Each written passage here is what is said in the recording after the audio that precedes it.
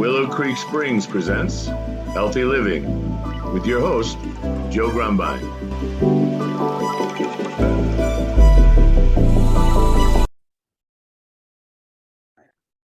Well, good afternoon, everybody, or actually it's good morning today. And I'd like to welcome you to the Healthy Living podcast brought to you by Willow Creek Springs.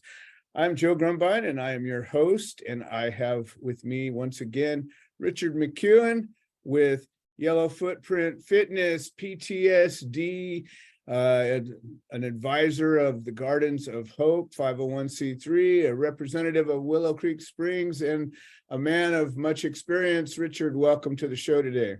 Good morning. Thanks for having me. Well, you and I have been yapping away. We probably had a whole nother episode that we could have recorded, but I'm really enjoying your program so far. And we were discussing the how to get to that 1,000, and the when we're talking. So for people who are listening for their first time, I would recommend go back to the first episode with Richard where we start talking about this program. But it's a program of hitting 1,000 push-ups in a day as a therapy. And we were talking about how it is so much of a mental, it's really a mental therapy more than a physical therapy. And granted, like I said, the physical therapy happens on its own. Like, you're going to get your physical therapy. You're going to feel your muscles sore. You're going to feel yourself get stronger. You're going to feel, your joints ache. You're going to feel all that anyways. But the thing that's making you increase and get closer to that 1,000 every day is right here. And you were talking about it's like a chess game where there's, thousands of moves. Like, how many ways are there to 1,000? And there's thousands of ways to 1,000. You could do one set of 1,000, or you could do two sets of 500, or three sets of 333, or whatever. You could just keep going on and on and on until you got to 1,000 sets of one. and so it's really kind of, it's you against you on some level, but it's also you as your own coach and your own cheerleader and the player all at one time. Yes, correct. So on the 1,000, we're breaking it down. We want a lot more people to be able to, do the program. So we're breaking it down. It's still the 1,000, but you build to your 1,000, and it can be in reps. It doesn't necessarily need to be, a full 1,000 of push-ups. You can add, a variation of different exercises to it to build to your 1,000, which will generate more growth and stimulate more neurological response in your brain, to where that you could build that a little bit faster by doing that process. So breaking it down is like a chessboard. Like I said, I've never played chess. I only know checkmate and pawn and a few things, but the concept of the game, mentally, it's to annihilate your opponent as quick as possible. So it's just like Marine Corps. They teach you never to give up. Close Right. with destroy, So you keep pushing forward no matter what. You keep closing that distance so that it doesn't become even further away. Excuse me. So in the chess game, you want to build to your 40s. We're going to start with just 40, because the biohack40, that's where you're going to be able to hack into your brain and start to develop the higher numbers, is just the biohack40. So when you're doing that, you want to like Joe, what you're doing, you hit your mark at the 40, and now you're doing them in increments of 15, and now you're at 60. So pretty much added 20 more push-ups by breaking it down in a smaller increment, instead of thinking I'm just going to do 4. Oh, I could do 40. Now I can do 40 push-ups in a set. Well, your body's not going to be able to do that. Your brain's telling you that. So it doesn't have enough oxygen yet to build into the body to, replicate your mindset. So you have to bring that back down to the level on the game, the board, and strategically move your pieces the way that you think that you can build to that 1,000. And if you get checkmate and you got to start over and put all your pieces back, oh well, you know, now Exactly. you know you're at a step of the game because you failed. You gave yourself that positive outlook to look forward over something that was stopping you. When you're playing chess, one of the things that you do is like, if you get annihilated in a way you've never been beat before. I used to play chess with my dad, and he would beat me every single day.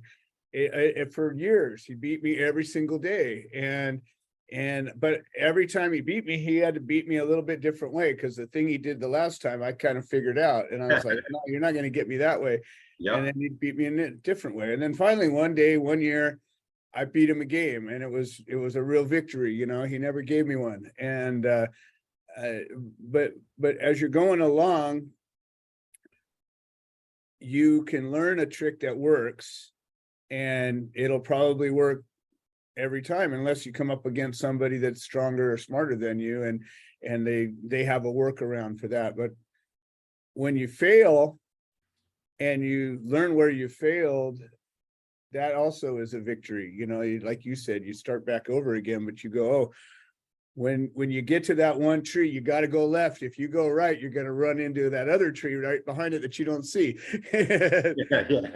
So especially dealing with a brain injury, like I started, I just didn't have a back injury. I had a brain injury. My spine was pretty much curved. Tell me I was going to be in a wheelchair. Suffered a gun being broken over my head, 13 staples, which led to the brain injury. So the thinking process of like, if I would have to, I started at where if you could tell me 667-1742, and all right, I'll call you. I could not transfer it from the paper as soon as you told me. I would forget it. So it just, so trying to play with large numbers and things like that, when I started it was real aggravating, because there was another freaking thing that I had to work on, you know, and it's like, when is enough gonna be enough? So I just pushed through it. And one of the things I learned is in the Marine Corps, well, not everybody learns, but I learned, you know, a lot of the anatomy because of my job description and what we had to do in the Marines, is pressure points and stuff. And one of the best pressure points that you can utilize it before your workout and after your workout, is it's called the Peridium 6. I don't know if you've ever heard of it, Joe. No. It's right here in the wrist. And if you put your 3 fingers from the bottom of the wrist, and then right in the middle between those 2 tendons, it's soft. Yeah. The Peridium 6. And that is where, if you push right in there and you massage to where you can feel the pressure, yeah, massage it for like 5 seconds, and you do that like 4 times and breathe in and out, what it does is it will release anxiety. Oh, really? Heart palpitations. Really? It will release depression. It'll release all kinds of things. I have it written down. Let me get the paper. Here we go. So before my workout and anything, if I'm stressed, especially like yesterday, I had to do my workout pretty much at like 6 o'clock last night, right around 6, 7, and it was like 104 still. And I was gonna say, it's already at the end of a long hot day. yeah, and it's, you know, so that was another, you know, mental hard way that, you know, on the chessboard, you know, Yeah. that haha checkmate, you know, you made the wrong move doing it late in the day. Right. I just said, well, I don't have any other choice. I'm just going to have to push through whatever, you know, the circumstances are. So I had to motivate myself. And that's what I did, is I just, you know, 3 fingers, and then right in between the 2 tendons. Yeah, there's a clear spot. You can feel it. And you feel it. It releases, it calms the spirit, chest stuffiness, hypertension, palpitations,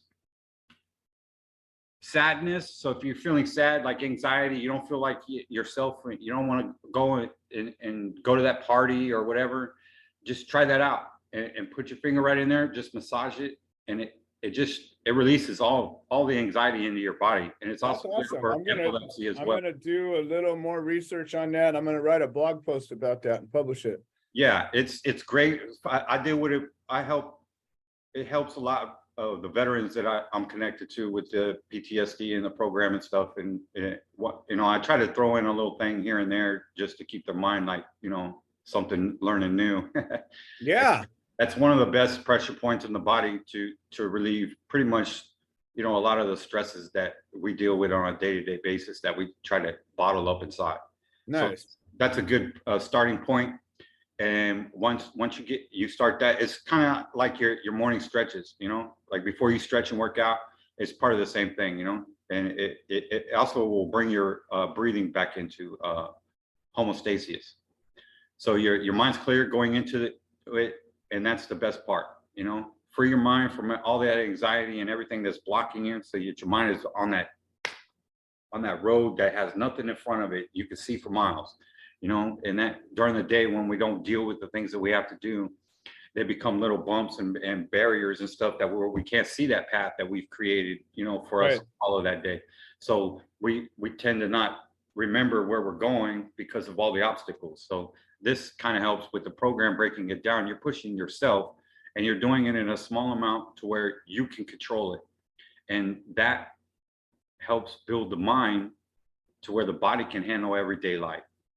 Because your brain, no matter what you're going through, you're still going to know, I don't want to do this, or this feels good, or I'm glad I did this. Your mind's always going to be in that working mode. It's the body that needs to keep up. Well, you touched on something and it didn't really hit me until now, but emotions and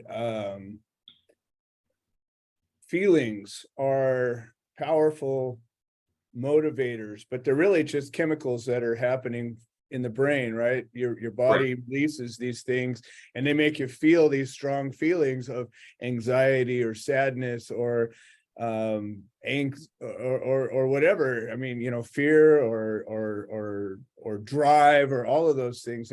They're all these feelings, and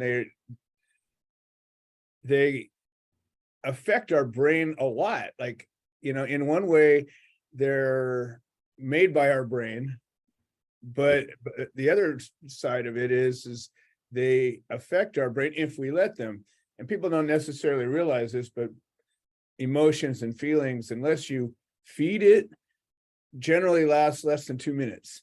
So if you feel anxious and then you think about being anxious and then you get more anxious, well, you create a loop and you can feel that way for a long time. But if you just don't do anything, or just say, I'm just going to breathe, this will pass, or like you said, this Peridian 6, you go after that instead and say, okay, this is going to help me get through this. It ain't going to last for more than a minute or two. That's how it works. Right. It's up to you. Like it's like medication, there's like a few of the veterans I dealt with, like maybe 6 months ago, they were on some pretty strong pharmaceutical meds, and they were taking the CBD, they were feeling better. And the conflict was the medications that they were doing. They were still doing the medication along with the CBD program, and it was only helping. So they had to weed the body off of the pharmaceutical meds that was in the system, because that's what was trapping the mind and the body. And so I knew it was going to be a little bit more of a battle for those individuals. So keeping the mind into that situation is pressure points. And that was one of the Peridium 6 is one of the ones that helped. Just, we would start right off the bat, with that as our stretching, and then go into our stretching and then workout, and then go into the, and the more process that we did that, it slowly made the mind not think about the pharmaceutical medications that it neurologically was trying to, it's like a crackhead trying to get its drug again. That your brain is the drug dealer and your body's the crack, it's tell you, feed me again.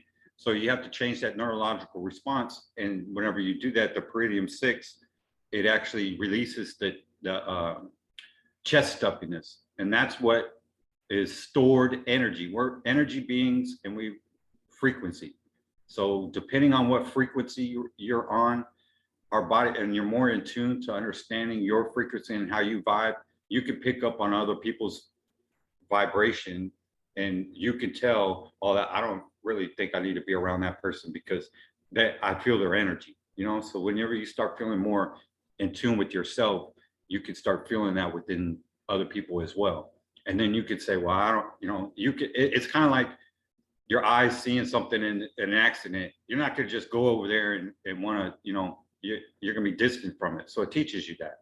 So the pressure point is one of the biggest ones. It's one of the ones that's helped me a lot. So that's why I wanted to really cover it, is to help, see if it would, help somebody else. And I've tried it I tried it on a lady the other day. We were in the store and she was pretty much just anxiety building because, the crowds were getting, and it just, I picked up on it. Why? Because I had those symptoms. Right. That's another thing with PTSD is you're able to vet, like what veterans, go around and somebody says, oh, I'm a veteran too. And you start asking them questions and stuff, and they're not giving you the right answers, they're forced. Right. So you're vetting them. It's the same way. Like you talk to somebody and I can look them in the eye and I can say, well, yeah, this dude's got some depression or some anxiety, or he's got some shit going on. Right. Why? I've been in those just shoes. I recognize those symptoms, those facial expressions, your body language, how tense you are, so it's like you can't lie to somebody that's been through it. So I always was blown away by people who try to pull that shit. Like there are people that walk around and they're wearing an army jacket and they'll talk about how they were in the service. And I'm like, I clearly wasn't in the service, but I look at them and like, I don't know, you don't seem to look like the guys that I know that actually were, there's a look in your eye. I don't know how to describe it. It's a micro expression, but I know a lot of guys who have been in, I know a lot of guys that have been in combat, and there's a different, there's just a different presence. And again, I could imagine having gone through that, you would probably see that just like that, like some bonehead trying to pretend as like, what are you even doing? Like you can't fake that. So it's a good, and that's like the process for like me, I got hurt as a law enforcement officer on duty, went to get help, didn't get the help because it went to workman's comp, which is pretty much the civilian sector. We have workman's comp. In the military, you have the VA, Veterans Association. So if you're in the military and you get hurt, they're going to slam you straight to the VA, and the VA is going to take care of you. Well, that's bullshit, just like the workman's comp system, because you can get hurt in the civilian sector, and then the job will just sign it over to workman's comp, and you're pretty much just at their disposal, which is like 5 weeks, 6 weeks to get a visit. And then, oh, that's the wrong doctor. Now you got 6 months to wait for another one. How the fuck does that help anybody? Right. Especially when the veteran is going into the office telling them, I want to kill myself. I can't take this anymore. All right, we can help you, but we can't see you for 6 months. Yeah. But if you have a veteran or you have somebody that has been through that type of situation and they go in there, they're going to help that person right off the bat because they understand them. And that's the situation with the VA is once you go on a medication, you never come off of it. Right. And that's what they tried to do to me. And it pretty much pharmaceutical, in my opinion, which is probably 90% correct, I would say, is pharmaceutical medications. They prescribe them because that's all they want you to do is freaking end up killing yourself. And that's just sad. The doctors are the second most leading cause of death in the world right now, when it used to be the number one to save you. So holistic healing and things, people are starting to be awake and starting to open up their minds to what that can actually benefit them and help them. And that's where I've come out, and not been silent, is because of everything that I've been through and had to go through, especially being a law enforcement officer. I was on duty in uniform and almost lost my life. I defended my job and my deputies, and I was treated like the inmate, and from that point on, that was the treatment that I got. I didn't have anybody come check on me. My own boss didn't even recognize, have a phone call from, things like that. And the only thing was, they were scared because of the situation that they weren't trained for, that they didn't know how to handle. Right. Because, and nobody wanted to touch it. Yeah, nobody wanted to touch it because they didn't know. And I was actually told that type of situation, the officers, lose their life on the line of duty or get shot at and stuff like that. But when you're dealing with jails and stuff, it's never happened in the history of, you know, my department, you know, Until it did. until it did, you know. So Right. and then after the repercussions of you know, the parameters set in place after to make sure that something like this doesn't happen, never did, you know. So Right. that's where I was left pretty much like, you know, Marcus Luttrell, you know, SEAL Team 6, you know, 5, you know, he's the only survivor of his team. And I kind of felt like the same thing, you know, I just lost all my buddies, you know, I'm here in this, you know, place I don't know, I'm dying, I don't know what to do, no one's helping me, you know. So that could play a lot on your mind too. Sure. Too much had to do everything all on my own. So, you know, bringing back to the Marine Corps, that was the only thing that really worked, because I didn't have any training from the law enforcement agency as far as academy wise to deal with real world issues, you know, like I did with the Marine Corps. So everything I learned in the Marine Corps, I ended up applying, and that's what ended up saving my life. And that's why I wanted to, you know, doing research and stuff, push-ups are the #1 mental health exercise.